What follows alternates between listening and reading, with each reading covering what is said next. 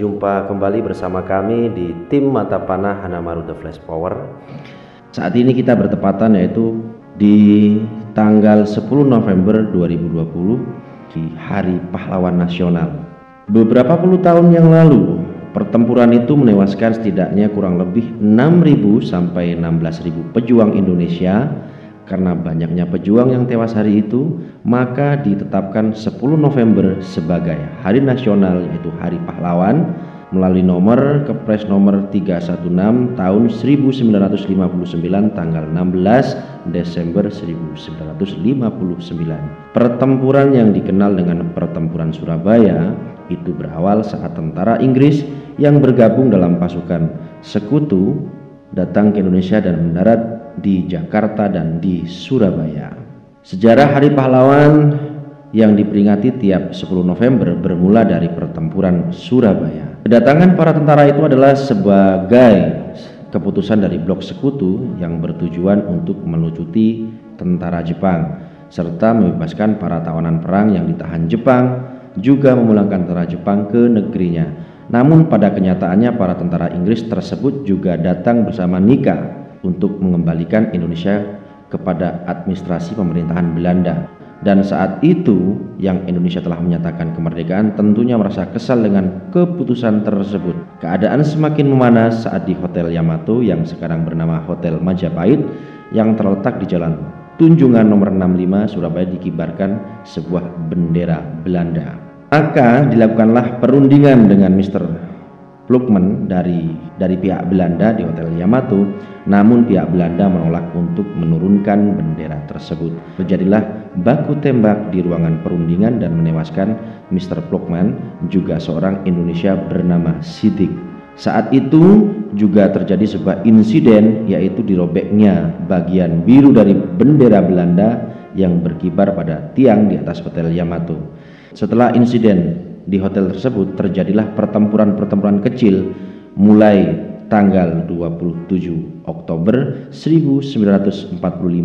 Walaupun sempat mereda, pertempuran kembali pecah saat seorang pimpinan tentara Inggris, Brigadir Jenderal Malaby, tewas dalam baku tembak. Ya guys, Hari Pahlawan 10 November yang jelas tidak pernah bisa lepas dari sejarah bangsa yang berkaitan, yaitu dengan sejarah Pertempuran Surabaya pada tanggal 10 November 1945.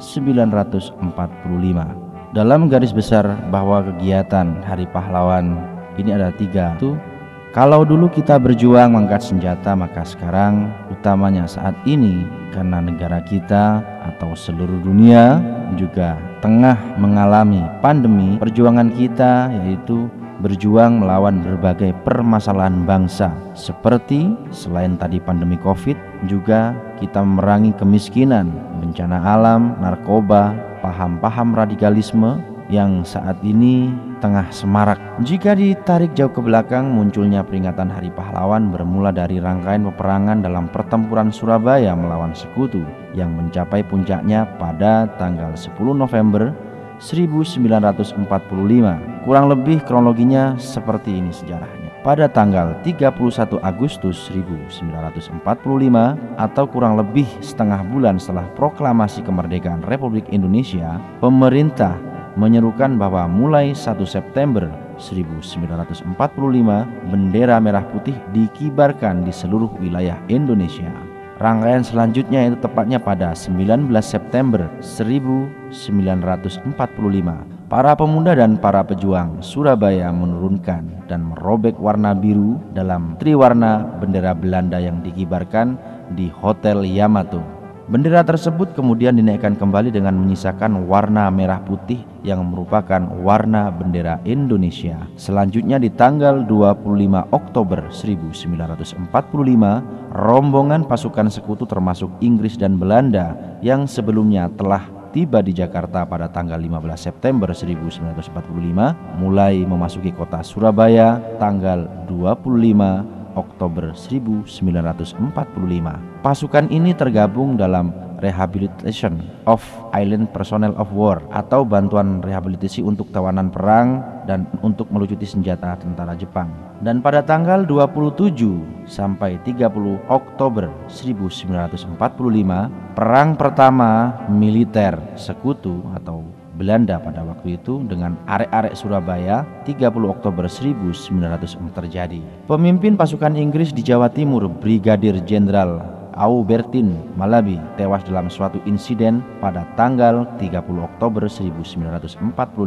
Posisi Malabi sebagai pimpinan pasukan di Jawa Timur kemudian digantikan oleh Mayor Jenderal Robert Mansrek yang juga komandan Divisi 5 Inggris. Pada tanggal 9 November 1945, Mayor Jenderal Robert Mansrek mengeluarkan ultimatum pada rakyat Surabaya, isinya antara lain: 1. Seluruh pemimpin Indonesia di Surabaya harus melaporkan diri. 2. Seluruh senjata yang dimiliki pihak Indonesia di Surabaya harus diserahkan kepada Inggris. Dan yang ketiga, para pemimpin Indonesia di Surabaya harus bersedia menandatangani pernyataan menyerah tanpa syarat. Kemudian di tanggal 10 November 1945, para pemimpin perjuangan arek-arek Surabaya ini dan segenap rakyat tidak mengindahkan ancaman Inggris, maka terjadilah pertempuran besar di Surabaya pada tanggal 10 November 1945. Pertempuran ini menelan korban nyawa hingga ribuan jiwa.